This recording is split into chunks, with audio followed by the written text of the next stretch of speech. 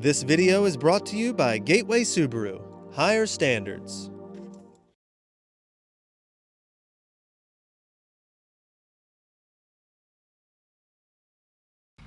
Outdoors Delmarva covers everything outdoors, including real hunting and fishing situations involving wildlife. We do our best each and every week to keep it tasteful, but discretion is advised. Now, enjoy the show. This is Outdoors Delmarva, presented by Gateway Subaru. Higher standards. This week on the show. That's a nice one there too, David. Yeah. That's what we're looking for. That's a 25. We're doing a little Dorchester County gut fishing under some dramatic morning skies, and all for a good cause. See how every fish we land helps people fighting a deadly disease. Plus, there's not much that compares to the excitement of a kid's first fish, especially when they're catching 20-inch speckled trout. And I snared a wild blue that got aggravated and tangled up all the lines. And go fishing on the Delaware Bay to a place where there were not supposed to be any fish in this week's Scorchy's Corner Classic. Right now on Outdoors Delmarva.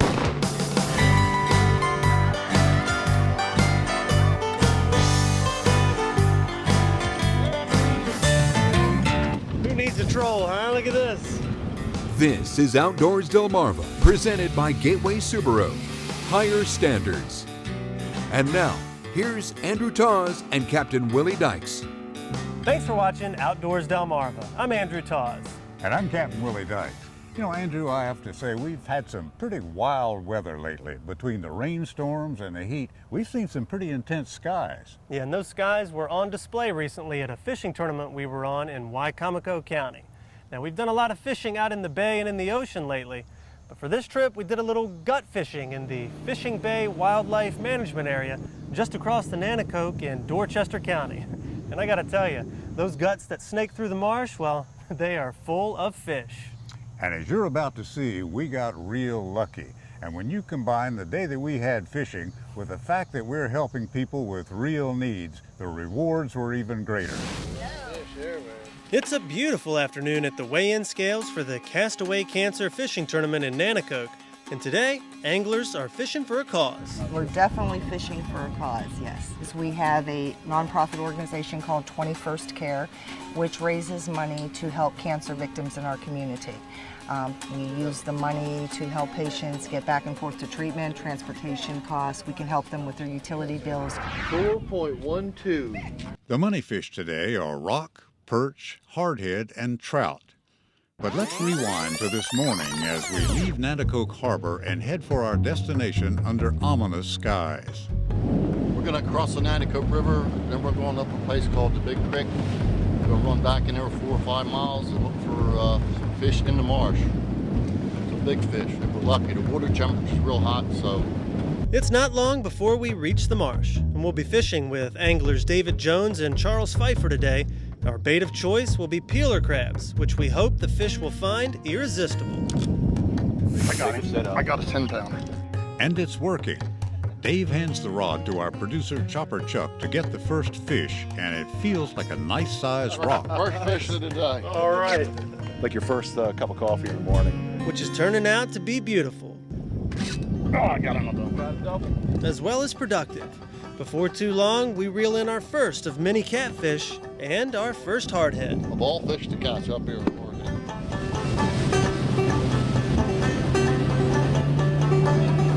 What will follow today is a constant and relentless pursuit of fish as we follow the incoming tide and therefore the bait through the maze-like marsh. But Dave knows the area well and all of the sweet spots. Now we're kind of like sneaking up on them. The tide's just pushing the bait ahead of us, and that's what we're doing. We're just following the tide. The way the fish are biting today, though, we're going through peelers like water, and soon we get our first perch. As we travel from spot to spot, we take time to look for the wildlife that is abundant in the Fishing Bay area. We're getting ready to see sick deer. What's this? Duck? Decoy. And it must have been a good decoy at that. But soon, it's back to serious That's fishing. a nice one there too, David. This what we're looking for. That's a 25. There we go. Okay. Not quite as big, yeah. But respectable. It's respectable. Pretty big. You can tell he's a young one. As we dodge storms and this beautiful day progresses, it's a constant parade of fish on the line, and we're looking for candidates in each category. Then, at one spot, we find the perch and start nailing them. Oh, look at this nice one I got. Perch.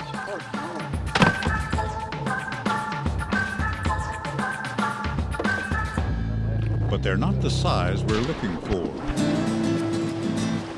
We're in our element now. This is what we've been waiting for. The run of the tide.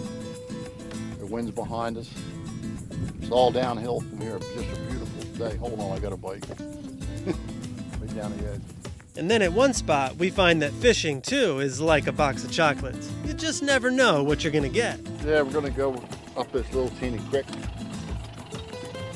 Get this line untangled. Fish took it under the bank. We got him. That's him. Winning perch right there, buddy. Pulled him out of the grass. Nice. That is a nice perch. So with trout being the only no-show in our cooler, we'll head back to the weigh scales and try our luck. We have a white perch that is weighing in at 1.2 pounds. Probably 20 rockfish, probably 30, 40 perch. And we quit counting catfish for the run at its toes and fingers 6 times. But other than that, we had a great day. We didn't get the biggest fish, and we hope we helped the Cancer Center out. Rumors abound of a large rockfish on one of the boats, but it might be another fish story. Or could it? Told him I had a stingray on. He started stripping and dragging. Yeah, and I'm standing, the rod is just nodding off, and I said, stingrays don't do that. This has been a fun day on the water, and the fact that it was for a good cause has made it priceless. We just can't wait for next year. Get outdoors, Delmarva. Coming up next on Outdoors Delmarva, nothing beats seeing the excitement of a kid's first fish, especially when it's a beautiful speckled trout. But first, did you know? Blue crabs will molt around 18 to 23 times during a typical lifespan. The bait we were using while fishing were known as peeler crabs, and we're undergoing that process. What is the difference between a peeler crab and a soft-shell crab? The answer when we come back. You're watching Outdoors Delmarva, presented by Gateway Subaru. Higher standards. Sponsored by Ocean City Tourism, Shorts Marine, Shooter's Choice, Sussex Outdoors, and Aurora Agronomy. Outdoors Delmarva will be right back. That's what I call a big creek double.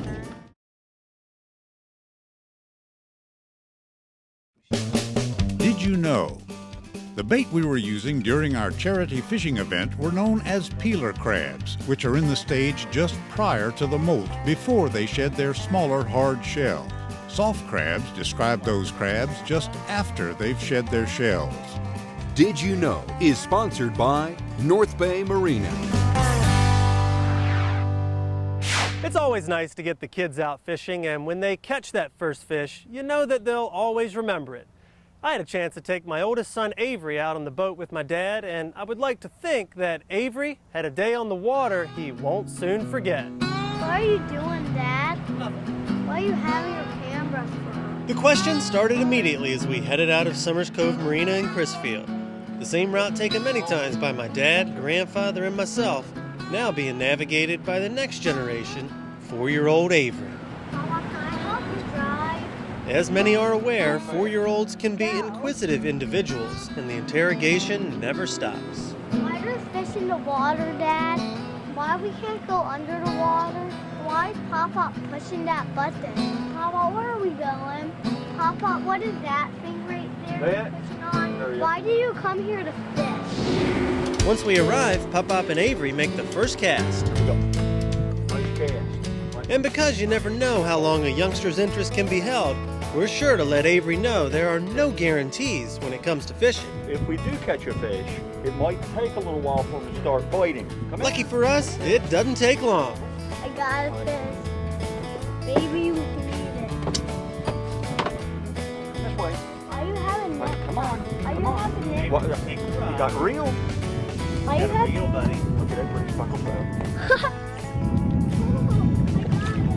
Bring him up closer.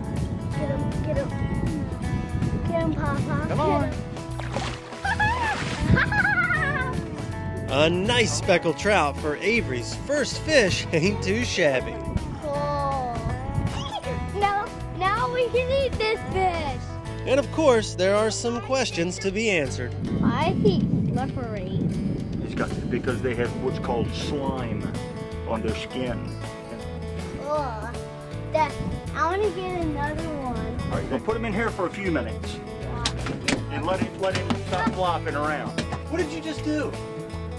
When I did it right there, he just got it.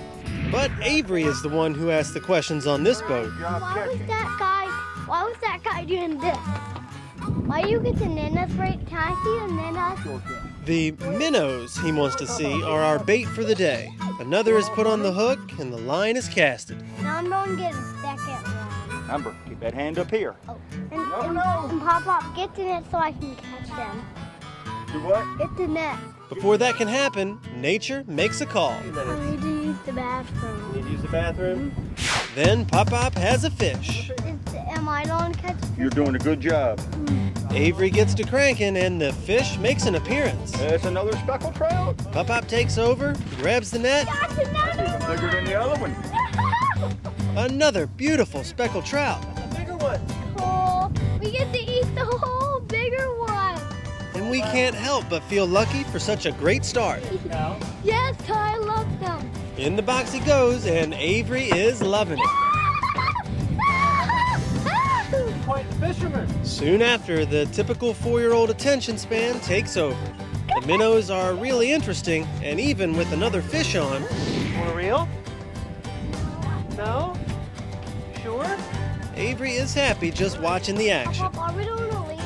We get this speck in the boat, and although legal, we decide to let him go. And now, Avery has assumed a new role. Dad, get some more fish. Captain of the boat. We continue catching trout, and Avery continues to learn all about them. You see all these dots on his back? They're called speckles. Another fish is on, and Avery's standing by to watch it come in. We got him! We touched him. We got him! Once in the boat, we take a measurement, and it's a keeper. Wow. 18. He's big, so we can eat him. I managed to get Avery to take the rod on the next fish. Reel it in, Captain. Oh, yeah, that's a nice one, buddy. It should be Keep reeling, Avery, keep reeling. Oh, no! But he gets away. However, Avery's not too upset about it. The minnow is still there. We couldn't have asked for a better day for Avery to catch his first fish. And with so many memories having been made on this boat for at least 3 generations, it's good to see a 4th getting hooked on fishing. Coming up next, go fishing with Scorchy on the Delaware Bay to a location where there were not supposed to be any fish. People say they want me to take them fishing. I want people like him to take me fishing. I don't have to do nothing.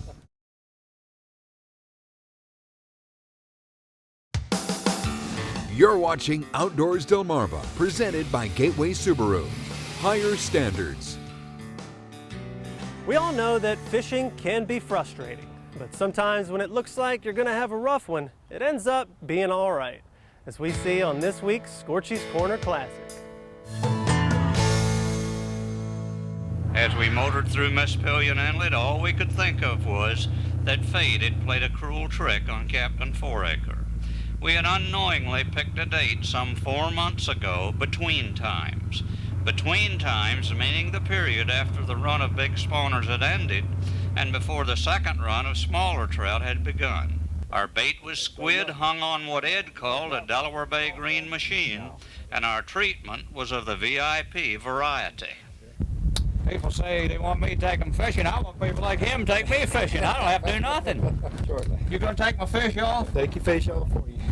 We were fishing the coral beds in the vicinity of the beach ball buoy, and we immediately discovered small sharks had taken up residence in this same territory that tide runner trout had recently called home. This is the same area that 2 to 3 weeks ago boats were wall to wall, but today we were in no danger of claustrophobia. Long about now you're thinking all was lost. Let us assure you that it wasn't. Oh yes, we caught a few more sharks, all of which were released, and Ed caught a flounder that failed to measure up to Delaware's 14-inch minimum law.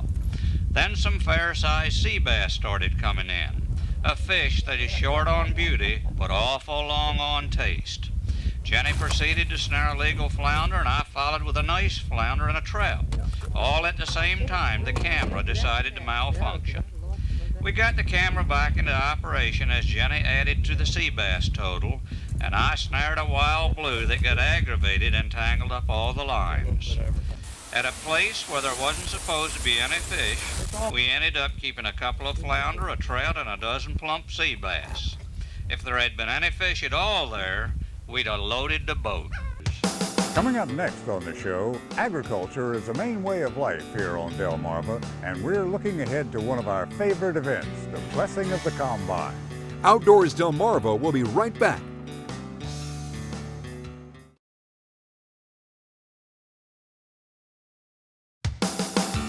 You're watching Outdoors Delmarva, presented by Gateway Subaru.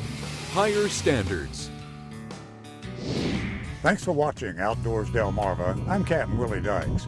You know, agriculture is the engine that drives our economy here on Delmarva, and the town of Snow Hill in Worcester County takes time to salute the engines that reap the harvest and the men and women who keep them running. And our friends at Aurora Agronomy wanted to make sure that you had a chance to share in this year's Blessing of the Combine. Delmarva depends on farmers for the lion's share of our economy as well as our food. Farmers today depend on their monster machines to do the work from groundbreaking to harvest. These relationships are celebrated in the town of Snow Hill in Worcester County the first Saturday in August at the Blessing of the Combines. The wheat harvest in late June is just a warm-up for the fall and a good time to see men and machine at work. Long day of a man and machine. Worcester County farmer Virgil Shockley was kind enough to give us a view from the driver's seat. You know what kind of moisture you have, you know what kind of yield you got. In the middle of a 100-acre field, even the biggest combine can seem fairly ordinary, but when they roar into Green Street, barely fitting between the curbs, you see not only how huge they are, but what skill it takes to maneuver them. The whole day, as well as the whole town, is filled with activities. For the kids, there's a petting zoo with barnyard animals, pony rides, hay rides, carriage rides, and a children's tractor pull. There's a pie-eating contest, an antique car show. The main event, of course, is the Blessing of the Combines. It's a simple prayer for safety, good weather, a successful harvest, and a continuation of the traditions that make Delmarva such a great place to live. Saturday, August 3rd, the town of Snow Hill will be recognizing the importance of our agricultural community with a day of learning, excitement, and fun. We hope you enjoyed this invitation to the Blessing of the Combines from our friends at Aurora Agronomy. And we'll be right back. Coming up next, your latest viewer videos and pictures. Outdoors Delmarva viewer pictures are sponsored by Wink Sporting Goods. And we'll be right back.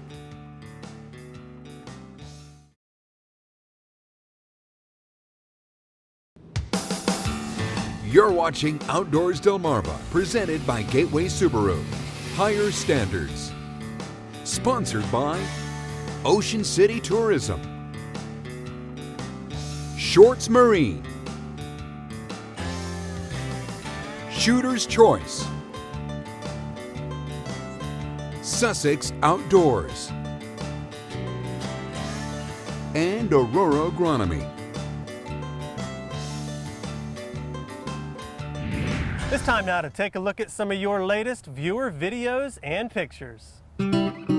Here are a couple shots of a white perch caught on the Nanticoke River in Seaford by 15-year-old Nate Heineke. The fish measured in at 17 inches. And check out Julia Wynn proudly showing off another speckled trout that she caught on an artificial lure in the Tangier Sound. Well, Andrew, that wraps up another week of adventures. And although we caught a few more fish, it looks like you hooked another generation on Delmarva. Yeah, well, let's hope so. And I know he's certainly walked out of there with a lot of questions answered on his trip. So let's hope he keeps that in his mind for quite a long time. Okay. So until next time, for my partner Andrew Taws, I'm Captain Willie Dykes, reminding you to get outdoors, Delmarva.